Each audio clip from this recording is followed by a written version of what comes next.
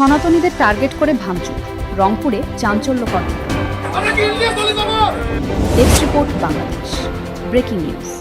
রংপুর শহরের ২৪ নম্বর ওয়ার্ড দক্ষিণ কামাল কাচনা দাসপাড়া, যা স্থানীয়ভাবে মাছুয়াপাড়া নামেও পরিচিত, সেখানে সনাতনী সম্প্রদায়ের বাড়িঘরে ভাঙচুরের অভিযোগ উঠেছে।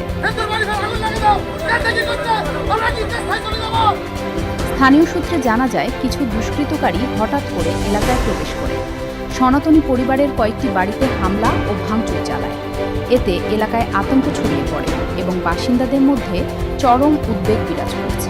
তবে এখনও পর্যন্ত ঘটনাটি প্রশাসনের পক্ষ থেকে আনুষ্ঠানিকভাবে নিশ্চিত করা হয়নি। প্রকৃত ঘটনা ও ক্ষয়ক্ষতির পরিমাণ জানতে আইনশৃঙ্খলা বাহিনী বিষয়টি খতিয়ে দেখছে বলে জানা গেছে। এলাকাবাসী দ্রুত তদন্তের মাধ্যমে দোষীদের শনাক্ত করে আইনের আওতায় আনার দাবি জানিয়েছেন।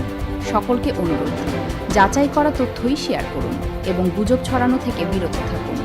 টাইমস অফ সনাতন।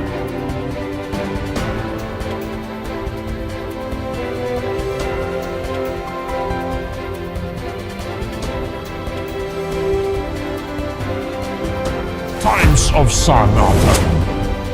সত্যের পথে সনাতনের কণ্ঠে টাইমস অফ সনাতন।